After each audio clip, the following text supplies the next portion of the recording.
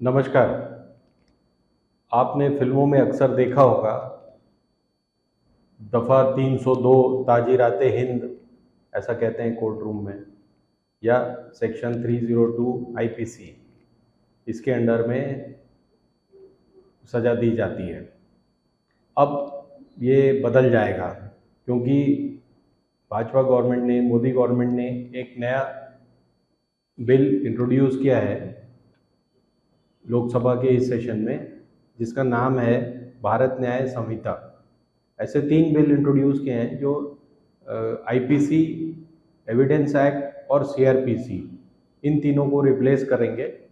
और इनका कहना है कि इसे मॉडर्न स्वरूप दिया जाएगा, नया स्वरूप दिया जाएगा। आज की ज़रूरतों के हिसाब से आईपीसी जो 1872 वगैरह में बनी थी वो अब यूज़लेस है, 2 सेंचुरी पुरानी चीज़ है, इसलिए उसकी बहुत सी धाराओं को बदलने की ज़रूरत है। ऐसा हो सकता है आईपीसी में 511 धाराएं हैं और वो घटाकर अब 350 धाराओं में, 357 या ऐसे कुछ धाराओं में इन्हें बदल दिया जाएगा। तो हर धारा का जो, जैसे 376, जिन धाराओं से आप फेमिलियर हैं, 420, 302, 307, इस तरह की धाराओं के नाम आम आदमियों को भी जुबानी याद हो गए हैं, वो अब बदल जाएंगे। तो कोर्ट्स में जो गफलत होगी वो तो होगी ही। जो लॉ स्टूडेंट्स हैं या जो लॉयर्स हैं और जो वकील हैं, उन्हें अपने आप को एडजस्ट करने में थोड़ा टाइम लगेगा ही। और जिस तरह से ये लेख लिखे जाएंगे, उनको भी अब दोबारा से लिखना पड़ेगा कि जो पुराना 302 में जिसे अपराधी पाया गया था उसे नई धाराओं के अंतर्गत लिखा जाएगा उनका अपराध। ये सब तो होगा ही, और इसे हम शनै शनै डिस्कस करेंगे। अभी तो ये बिल इंट्रोड्यूस हुआ है, अगले सेशन में शायद डिस्कशन में आए, और हो सकता है कि ये सरकार जाने के पहले ये बिल पास हो जाए। अगर नहीं होता है तो फिर अगली सरकार आके या तो इसको बिल को रीइंट्रोड्यूस करेगी या फिर इसे ख़त्म कर देगी। लेकिन अभी जिस हालत में है उसे हम डिस्कस कर सकते हैं। आज मेरा विषय है कि सरकार इस बिल से किस तरह से मजबूत हो जाएगी। एक पूरा सेक्शन है, चैप्टर 14 जिसका नाम है, उसमें पब्लिक सर्वेंट्स यानी आईपीसी के अंडर में ज़्यादातर पुलिस और मजिस्ट्रेट, जज वगैरह आते हैं, और डिस्ट्रिक्ट मजिस्ट्रेट भी, तहसीलदार वगैरह भी ये आते हैं। जो जज की भूमिका में जो लोग हो सकते हैं या होते हैं, या जो पुलिस क्राइम प्रिवेंशन की भूमिका में जो लोग होते हैं या होने चाहिए, वो आते हैं। तो सेक्शन 253 भारत न्याय संहिता का से लेके अगर आप देखेंगे करीब 259 तक ये लिखा गया है कि किस तरह से जो सरकारी नौकर है या जो जुडिशियल ऑफिसर है या पुलिस ऑफिसर है, उसको किस तरह से बिहेव करना है, और किन सेक्शंस के अंडर में अगर वो दोषी पाया जाता है तो उसे 3 से लेकर 7 वर्ष तक की सज़ा हो सकती है। और यहाँ जानने वाली बात यह है कि पब्लिक सर्वेंट जो भी है उसकी मंशा क्या थी, कोई भी जजमेंट लेने में, किसी को किसी अपराध के मामले में पकड़ने में या किसी को जेल में डालने में उसकी मंशा क्या थी, वो इम्पोर्टेंट होगा।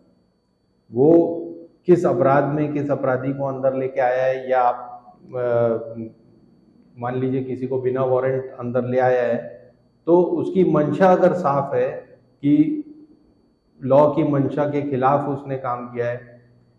फर्ज करें जैसे 253 या 54 में लिखा है कि किसी की प्रॉपर्टी को बचाने के लिए कोई जजमेंट देता है अगर जज, तो अगर उसकी मंशा ठीक नहीं है तो उसे दोषी पाया जाएगा और वो 3 से लेकर 7 वर्ष तक की सज़ा उसे हो सकती है। इसी तरह की चीज़ें पुलिस ऑफिसर्स पे भी लागू होंगी, डीएम पे भी लागू होगी, सभी पर।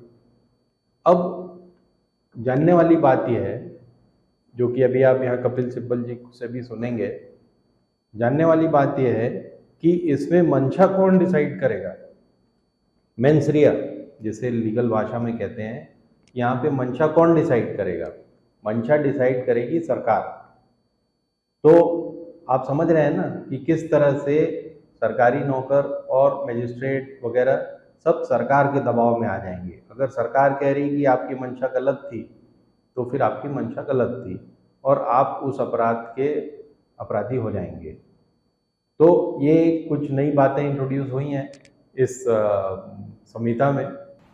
मतलब कि कोई भी अधिकारी अगर ऑर्डर पास करे इस सोच के साथ कि मैं किसी प्रॉपर्टी को सेव करने जा रहा हूं, किसी की मदद करने जा रहा हूं, तो इसकी 3 साल की सजा हो सकती है इस भेदभाव से।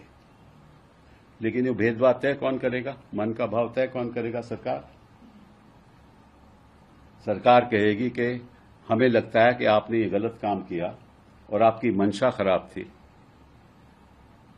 तो कौन ऐसा अधिकारी है हिंदुस्तान में जो इनके इशारों पे नहीं चलेगा? क्योंकि उसको खतरा होगा कि कोई भी आरोप लग सकता है। तो आगे हम और भी डिस्कस करेंगे किस तरह से सेडिशन को डिफाइन किया गया है। सेडिशन यानी राजद्रोह का जो मामले होते हैं उसे किस तरह से डिफाइन किया गया है, किस सेक्शंस में उसे लागू करना है। धारा 377 जो कि सुप्रीम कोर्ट ने ड्रॉप कर दी थी, उसको इस संहिता से भी हटा दिया गया है। लेकिन धारा 69 इस संहिता की डिफाइन करती है कि महिलाओं को कैसे प्रोटेक्ट किया जाएगा पुरुषों की ज्यादतियों के खिलाफ। और इसी तरह के सेक्शंस किस तरह से नए डिफाइन हुए हैं, यहाँ तक कि डेफेमेशन जो कि आजकल बहुत चर्चा में है राहुल गांधी की वजह से। ये डेफेमेशन फिर से डिफाइन हुआ है 356 या 357 के अंतर्गत। तो इसे हम धीरे धीरे शनै शनै डिस्कस करेंगे। आज ये जान लें कि किस तरह से संहिता जो है वो सरकार को ऑल पावरफुल बना देगी। आप भी इस संहिता को देखें, इसके बारे में जानें, सुने और विचार करें। धन्यवाद। हिंदुस्तान जिंदाबाद।